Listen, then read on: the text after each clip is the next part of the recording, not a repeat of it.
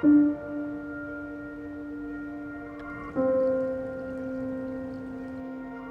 think we need to recover those traditions of what is our proper place in the grand universe that God has created for us. We all live in this one planet, thus whatever we do emanates or it ripples out. It's time to hold up the value of prudence, the value of truth.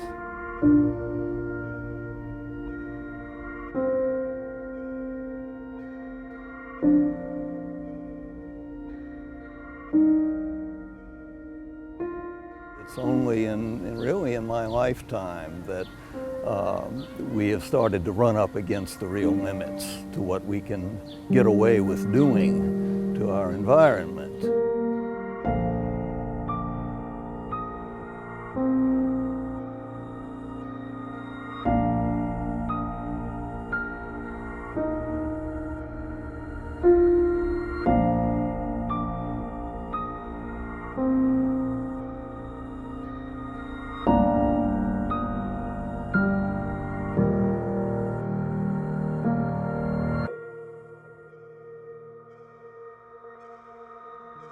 The Global Catholic Climate Movement right now is circulating a petition directed towards the world's leaders, urging them to take necessary measures to curb the emission of greenhouse gases to prevent ecological disaster that would have devastating consequences, especially on the world's poor and most vulnerable communities.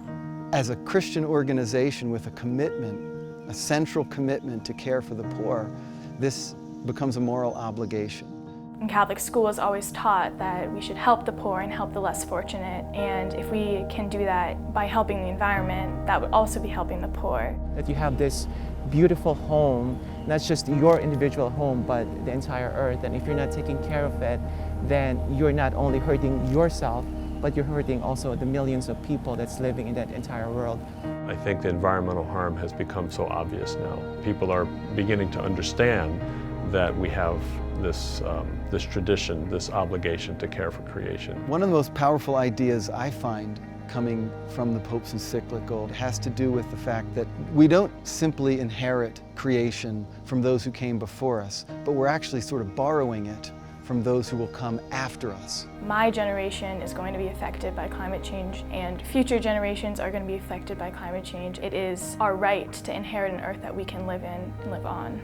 Are we being good stewards of these gifts that are just on loan for us? They're not something that we own. And this is not something new. In a similar fashion, Pope Benedict XVI, who said, "The earth is speaking to us and we must listen to her voice and respond if we want to survive."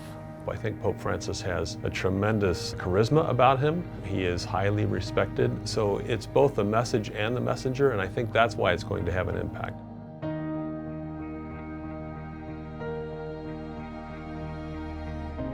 With the Pope's encyclical, he's giving us what many of the problems are. He's telling us what some of the directions of the solutions are, but he's left it up to us to be creative.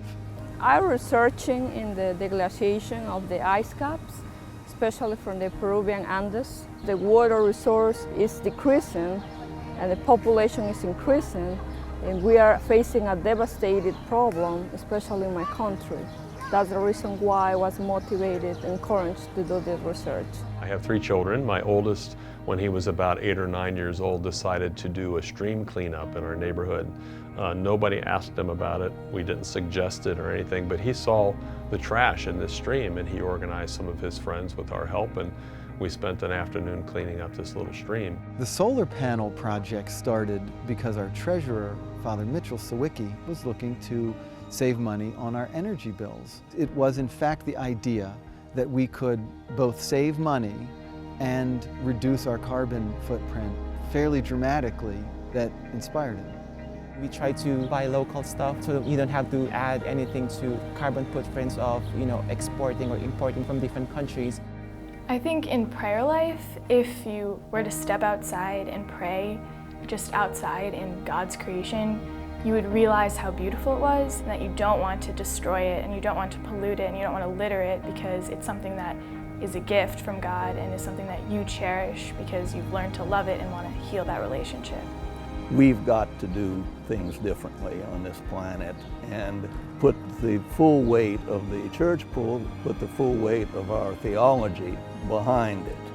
About 800 years ago, St. Francis of Assisi was at the church in San Damiano, kneeling in front of the crucifix, and he heard the voice of Christ.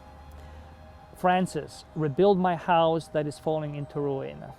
The call is still alive, and it's time for us to respond to that call, just as Francis did.